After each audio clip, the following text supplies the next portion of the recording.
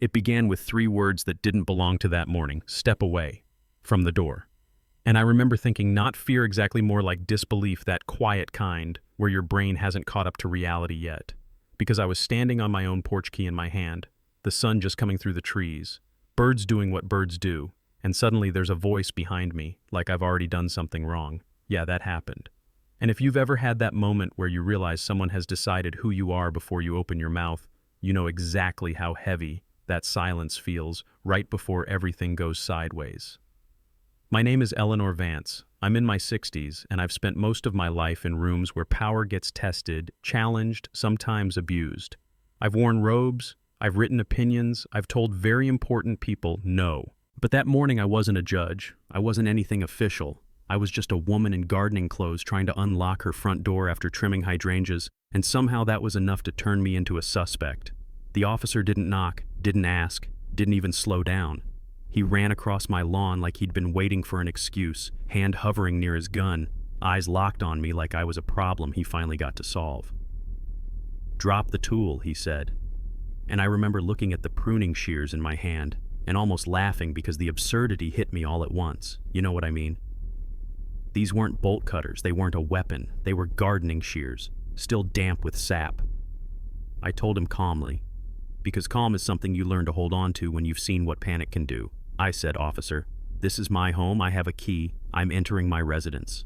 He didn't hear that, or maybe he did, and it didn't fit the story he'd already written in his head. He said he didn't believe me, said there had been reports of break-ins, said I fit the description, and that's when I felt that familiar bitter click inside my chest, because the description was vague enough to mean nothing, and specific enough to mean me. I stood my ground literally and legally and told him I was on the curtilage of my home, that unless he had a warrant or probable cause, he needed to leave. I could see it on his face, that flash of irritation, not fear, not concern, just annoyance that I wasn't folding the way he expected. "Don't get smart with me," he said, "show me ID." I told him my ID was inside, that if he allowed me to enter, I'd retrieve it, and I added, because it was true, that I wasn't legally required to provide identification on private property. He shut that down immediately. "No, you're not going inside. For all I know, you're grabbing a weapon or trying to run." And there it was, the loop, the trap prove. "You belong, but don't move. Show me evidence, but don't touch the door." I crossed my arms, not to be defiant, but because I felt strangely tired, and I said, "So let me understand, you're demanding proof that's inside the house while preventing me from accessing it, and that lacks legal standing." He stepped closer, too close, and told me to turn around, hands behind my back. That's when my heart jumped, not because I was afraid of him, but because I knew how quickly this could escalate if I made the wrong move. I said, "I am not resisting. I am complying under protest." And I said it clearly, because I knew his body camera was recording, because I've learned that records matter. I turned slightly to unlock the door anyway, because at some point logic has to prevail, right? Except logic doesn't always show up when bias is already in the driver's seat. The moment the latch clicked, he lunged, slammed his boot against the door, hard enough to shake the frame, nearly crushing my fingers, and grabbed me by the shoulder, yanking me back like I was a child. Across the street, I heard someone shout. I saw a phone come up, and the world suddenly felt very awake. I told him he had just assaulted me, that he was trespassing and unlawfully detaining me, and his response was to twist my arm behind my back and snap handcuffs on so tight the metal bit into my skin. "You're under arrest," he said, "for what I asked: suspicion of burglary, failure to identify." And there it was, the moment where you realize the story has fully slipped out of your hands. I didn't fight because I know better, because I know how resisting, even symbolically, can turn into something much worse. So I walked with him down the steps, past the flowers I'd just pruned, past neighbors staring like they couldn't quite believe what they were seeing. I kept speaking because silence can be twisted, and I said, "This officer is arresting me on the porch of my own home for unlocking my front door. This is a violation of the Fourth Amendment. There are no exigent circumstances." He laughed a short, ugly sound and marched me to the patrol car. The back seat was hard plastic and smelled like old disinfectant, and when the door slammed shut, I closed my eyes for just a second, not to pray, not to panic, but to memorize every word, every touch, every second, because I was already building the case in my head. The drive to the precinct was quiet except for the radio, and I heard him call it in, confident, rehearsed one in custody. Suspicious subject, possible attempted burglary, and I just sat there upright watching him in the rearview mirror, and I could tell that unsettled him more than yelling ever could. At the station, the noise hit first phones, voices, fluorescent lights, and he walked me up to the desk like he was proud of himself. Burglar from the historic district, he announced, claimed she lived there, refused ID, then claimed she was a federal judge. No one laughed.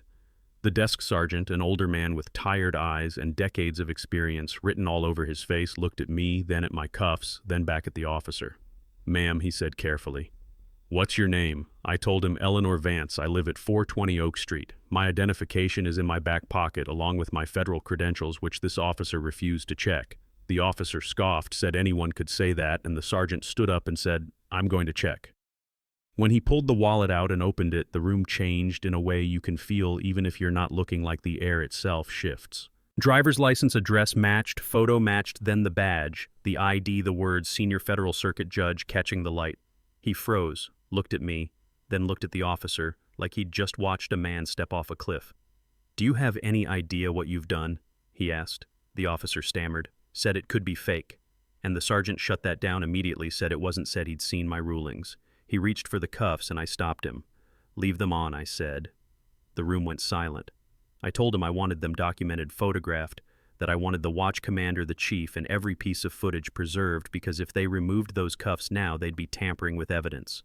Within minutes, the station was in full panic mode, supervisors rushing in apologies, spilling out clumsy and desperate. And when the chief arrived, he looked like a man who knew his career had just been measured in inches. He apologized deeply, sincerely, and I looked him in the eye and told him I was not free because of my title. I should have been free because I was innocent, because I was a citizen standing on her own porch. He didn't answer because there was nothing to say. The cuffs came off only after the photos were taken. Red welts burned into my wrists, and I refused a ride home, said I didn't feel safe in a police vehicle, and walked out with my head high. 4 days later, the lawsuit landed, and it wasn't about revenge, it was about clarity. It named names, it exposed patterns, it forced the city to confront what it had ignored for years. The videos went viral, the door kicked the laugh, the assumptions, the world saw it all, and suddenly this wasn't just my story, it was everyone's. The city tried to settle 1 million, then 2, and I said no because the number had to hurt, because if it didn't hurt, nothing would change. They settled at 2. 6 million, the largest payout in the city's history. But the money was never the point. The reforms were.